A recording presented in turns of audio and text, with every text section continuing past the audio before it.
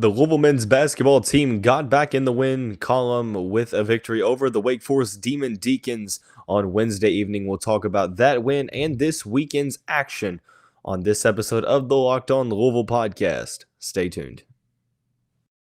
You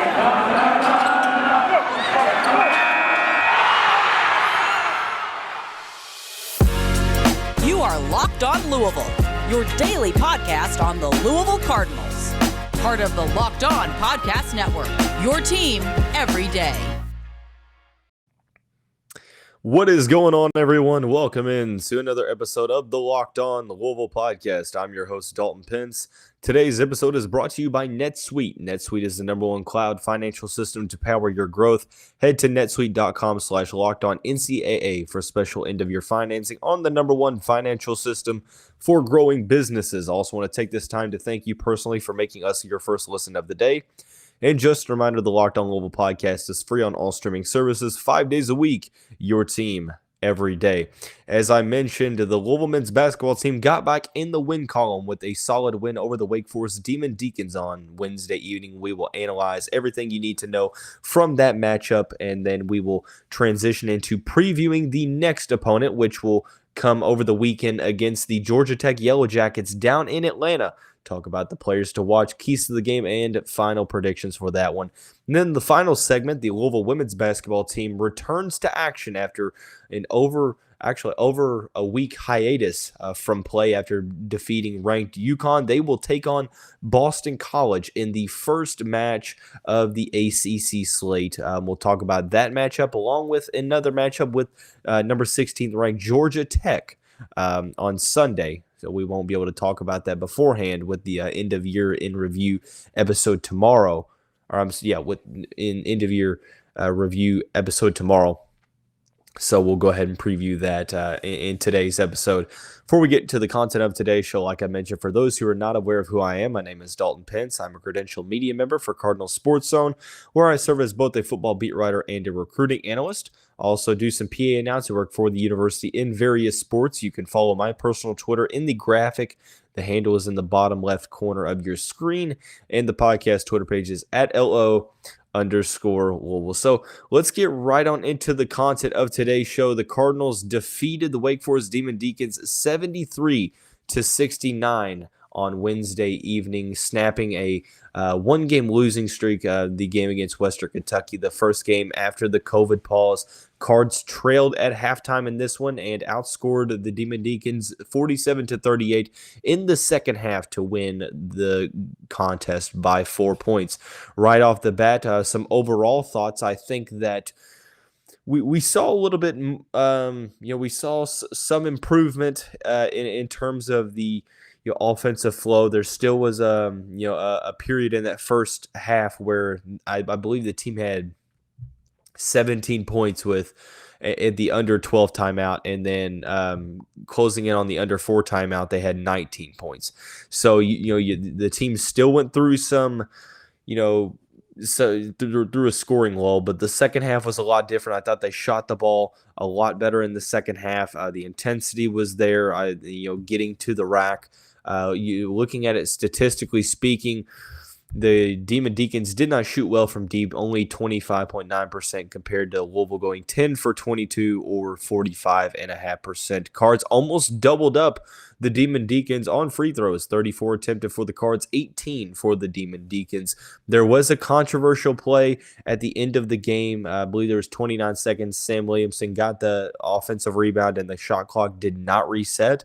No one from Wake Forest challenged it or mentioned anything to the officials, and it ended up to the point where the shot clock was turned off. Wake Forest had to foul, and Louisville ended up going up by 4 points. So there's been some flack all over social media. I've seen it, but in my opinion, if that phantom timeout isn't called at the end of the first half of the football game in which Wake Forest won by 3 points, coincidentally, then this basketball thing, we'll let it slide. But no, in all reality, it definitely was a missed call. Louisville got lucky, but I thought the end of the game here was put it this way, I feel like there's a trend for when Louisville is in close games, they do well of closing it out. They clutch up, they really dig their heels in, and they go to work. You look at the game against Maryland, the game against NC State, etc. When they played some quality opponents, at Wake Forest,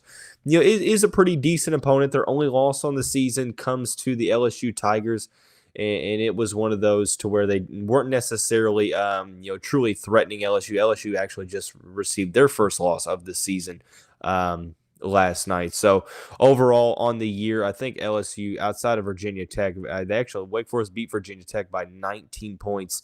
That was the only Power 5 team outside of LSU, and a win over Oregon State by 3 earlier in the season. So Wake Forest, although probably not going to be in the top 4 of the ACC standings toward the end of the season, an ACC win is an ACC win, and that's something that we cannot overlook, especially with a Louisville team that is trying to find its footing, trying to get the chemistry issues resolved and the rotation solved and stuff like that. And it doesn't help that you go with an over a week COVID pause, and you come back, multiple players apparently tested positive over that time. I'm not going to mention who. I'm not going to speculate on who it is or respect that privacy. But at the end of the day, I thought that this was a pretty solid win to build off of. The Cards are 2-0 in ACC play, as we saw last season and pretty much every year since the Cards have been in the conference. Every single contest in conference play matters, whether that be conference seeding in the tournament at the end of the year, whether that be, one game can separate you from the bubble to being outside the field, or the bubble being included in the last 4 teams in. But ultimately, a solid win. We're not going to overreact and say I think that some of my concerns have been alleviated. I think that this was a solid showing for the most part. I like the fire that I saw in the team in the second half, but some of the issues still arose. The Cards did out-rebound the Demon Deacons by 4. They only turned the ball over 11 times. Like I said, shot almost double free throws. So it's one of those to where you're happy with the result, but you want to continue to see some more things go down. In terms of the box score, I was relieved to see Noah Locke kind of break out of his funk. He went 5 for 8 from the field, all 5 makes coming from behind the arc. He had 2 free throws as well. Led the Cards with 17 points scoring. Sam Williamson had 12. Malik Williams had a very solid game. 11 points, 6 rebounds, 3 blocks. Another player that I thought I was extremely impressed with, although he only went 3 for 10 from the field, 1 for 3 from behind the arc, 4 for 6 from the free throw line. Mason Faulkner, 11 points, 5 assists, 4 rebounds. One of the things that he did very well at Western Carolina the past couple of years is just affect the game in more ways than just scoring. I like what he did defensively, and he's got a certain level of explosiveness to his scoring repertoire that I think is going to help the Cards overall down the road, and I think that he kind of raises the ceiling offensively, and he's one of those players a couple weeks ago that I was like, could we see him being inserted into the starting lineup? Because I think that he gives you a little bit of a higher ceiling and an offensive potential than, say, Jared West does, per se. And I think that having Mason Faulkner come off the bench and really show out, even though he didn't necessarily shoot the ball all that well. He played 24 minutes, which is the most off the bench. And actually more than 2 of the starters. Dre Davis only played 15. Noah Locke only 22. So... excuse me. I liked what I saw at times from Sidney Curry. Sidney came in, only played 6 minutes, but he had 6 points and 2 rebounds. Jae'Lyn Withers, 2 for 5 from the field, 2 for 4 from the free throw line. He had 6 points and 8 rebounds. I like the intensity that the Cards showed on the defensive glass. When you look at what Wake Forest was able to do, 3 players in double figures, Williamson, Williams, and LaRavia.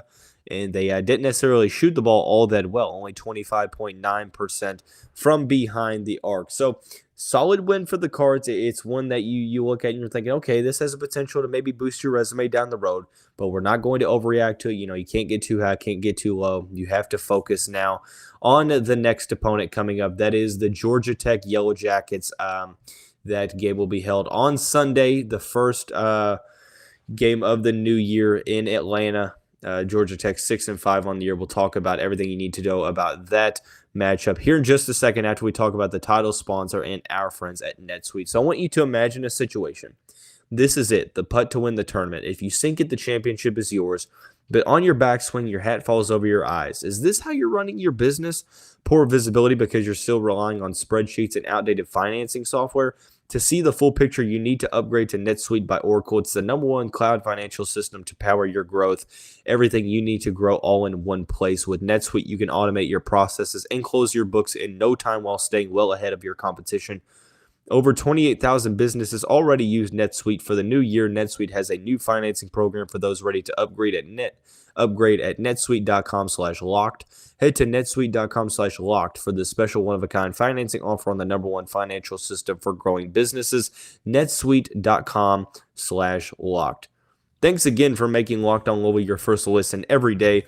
Make sure to check out the Ultimate College Football Playoff Preview 2021 with local experts, betting advice, and draft analysis. The most comprehensive college football playoff preview is live now ahead of the highly anticipated semifinal doubleheader on New Year's Eve. So let's transition over into Georgia Tech, the next opponent on the conference slate for the Louisville Cardinals. The Yellow Jackets have struggled so far in the season. They are 6-5, having to replace some key contributors from a season ago. ACC Player of the Year Moses Wright. You also have to replace Jose Alvarado as well. Through the season, the Yellow Jackets have won 1 of their past 5 games, but I will mention that the teams that they have played have been pretty solid. The 4 straight losses came to ranked teams in Wisconsin, LSU, USC, and they lost by 17 at the hands of North Carolina. The wins over Stetson, Lamar, Georgia, Charleston Southern, Georgia Southern, and Georgia State. They do have a season-opening loss to Miami of Ohio as well, coming back on November 9th. So Georgia Tech, not necessarily all that great on the year. They do have some weapons and firepower on that team. Michael DeVoe being one that Louisville fans should probably be familiar with. He has been a player that has really hurt the Cards over the past couple seasons. He leads the team in points scored, 21 points per game to the T, 5.2 rebounds, 3.4 assists, shooting the ball very, very well from deep, 45.9%, and he's stealing about 2 balls per game. So ultimately, Michael DeVoe is the player you have to look out for. Jordan Usher as well. He's leading the team in rebounds, also second on the team in points, and just under 15 and 7 respectively points and rebounds per game.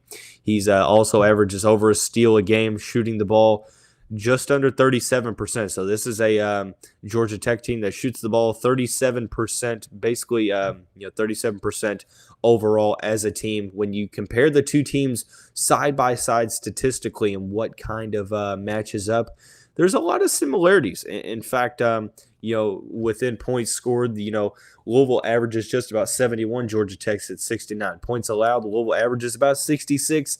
Georgia Tech allows about 68. Field goal percentage, Georgia Tech shoots better marginally from the field. Cards out rebound Georgia Tech essentially by about 5 rebounds per game. The same amount of assists, essentially the same amount of blocks and steals. So overall, there's a lot of similarities between these teams. They get a lot of rebounding from their guard play. Michael DeVoe and Jordan Usher combined for over 12 rebounds per game. They're by committee. The top 4 scorers on the team are all guards, so a lot of their production will come from the backcourt. In the front court, it's Rodney Howard, 6.2 points per game, 5.5 rebounds. Does average 1.1 blocks. So really, it's one of those things to where they play kind of a smaller lineup. It's mainly backfield not football season anymore, Dalton, basically for the Louisville Cardinals, but backcourt oriented. So they will try to stretch you out, and just if you allow them to hit their shots, it's going to be very tough. So you're going to have to switch. I'm interested to see how Mac's defense is going to react to how Georgia Tech it utilizes their offense. Overall, I feel like for the most part, the Cards have had their fair share of wins against the Yellow Jackets since joining the ACC. And as I mentioned, the Jackets are still kind of, they're still kind of trying to gain their footing and get past sort of a skid that they're in right now. They're 0-1 in conference play. Not really many key games to be, or similar opponents to be able to compare the overall on the season, looking kind of at where Georgia Tech is sitting now and what they've done. Their wins have been somewhat unimpressive. They really haven't. They have one win over a Power 5 team. That is the Georgia Bulldogs, 88-78, and Georgia's not really the greatest. But Michael DeVoe has been a guy, who has scored in the high 20s, low 30s. He will definitely light it up from deep. Jordan Usher as well. So the 1-2 punch there. Those are the two players to focus on. You also have Kyle Sturdivant, Dalton Coleman. So very guard oriented. In fact, 1, 2, 3, 4, 5, 6 of their top 8 scorers are in the backcourt. So, big guard play. It's going to be interesting to see how Louisville comes through. The keys to the game for the Cards, limit what Georgia Tech is able to do from three. Really, perimeter defense has to be at the forefront of the game plan for Sunday afternoon. Just considering the fact that I think Georgia Tech, when they're on, Michael DeVoe, Jordan Usher, they all really kind of shoot the ball, pretty solid as a group, just under 40%. And it's going to be crashing the boards and winning the battle on the glass. They're very very close in rebounds per game. Louisville has the slight edge, but the thing about Georgia Tech is, yes, they've struggled over the past 4 games, but they're still a quality squad.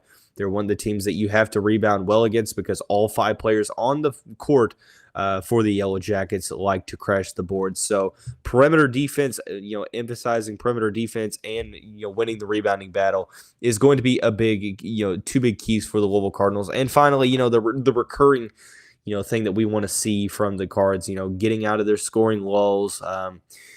I think that I want to see them try to attack the paint more. I want to see Malik Williams and Jae'Lyn Withers get more, touches inside the paint and let them go to work. I like that Sidney Curry came in for a limited amount of time and gave some good minutes, scored 6 points on his, I believe it was 3 field goals.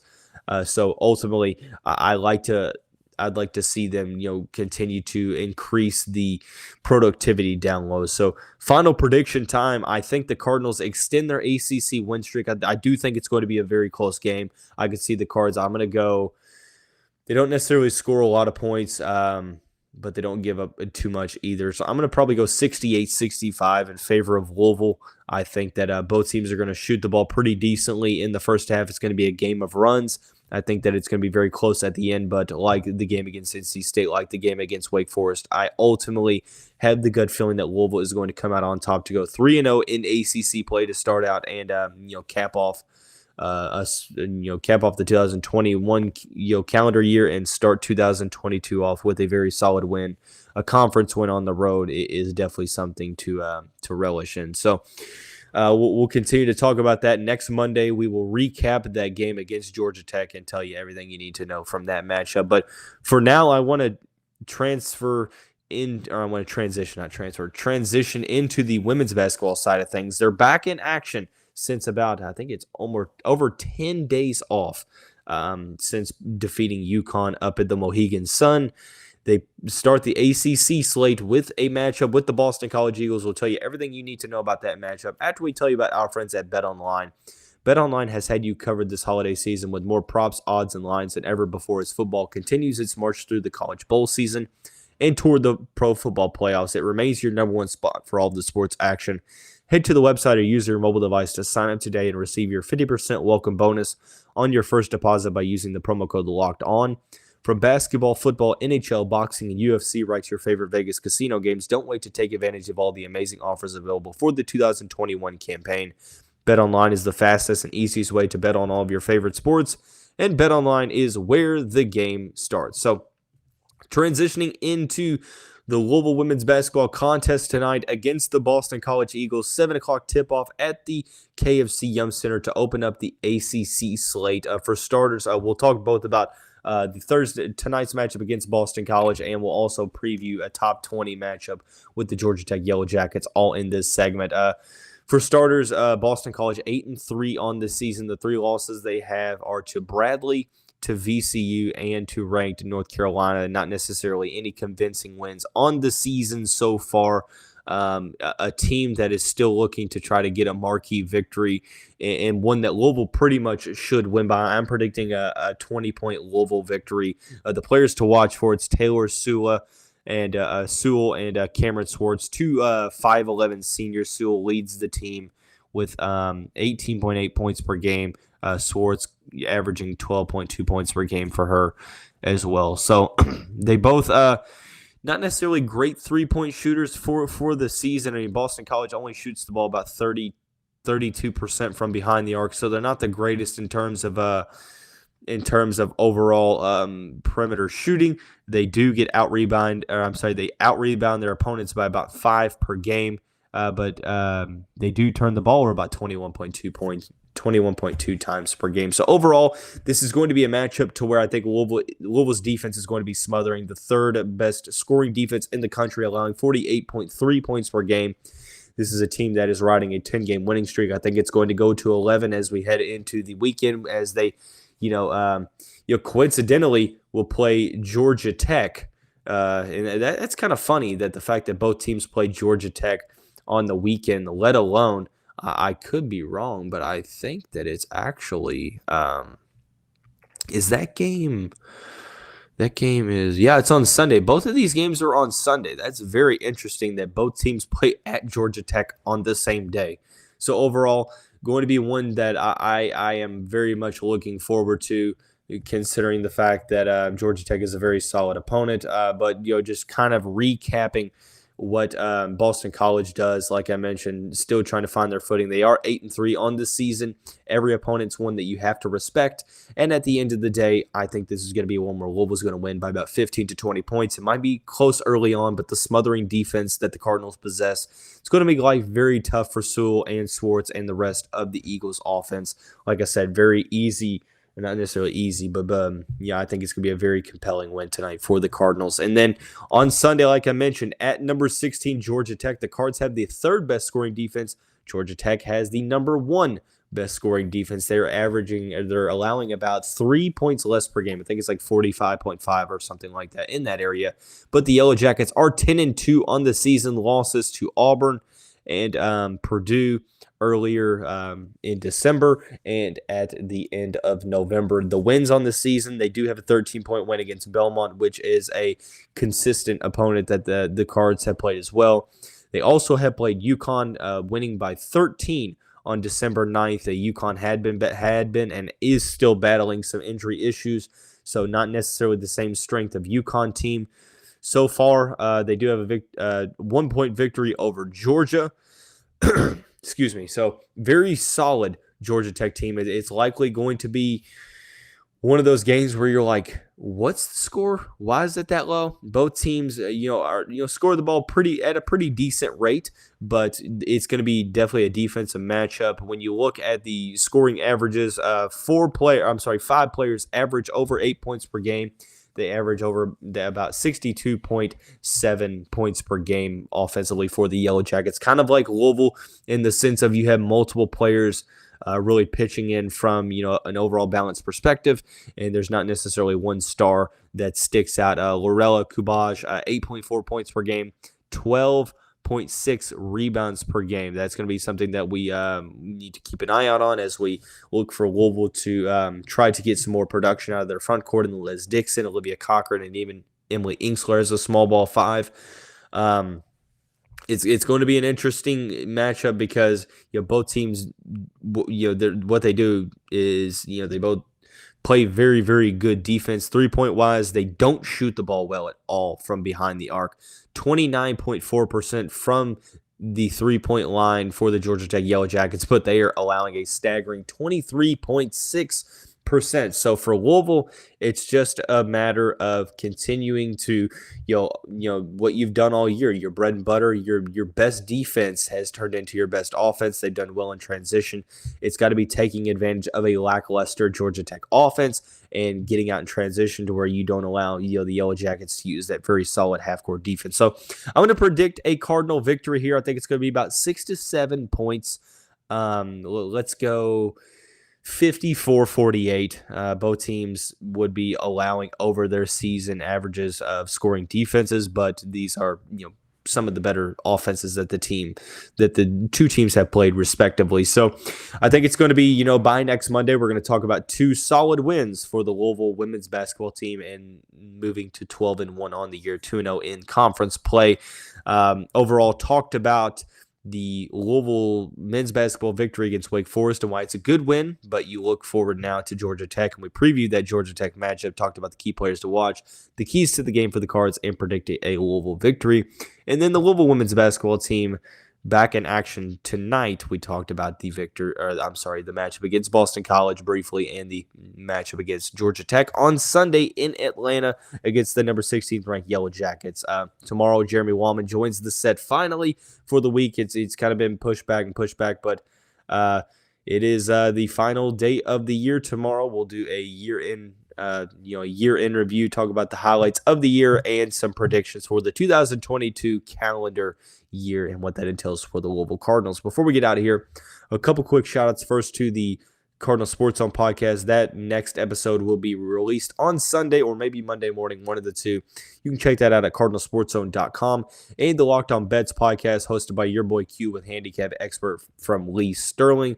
You can get that on the Odyssey app or wherever you like to get your podcast. But that's going to wrap up this Thursday edition of the show. We'll see you right back here tomorrow, everyone. Have a great day.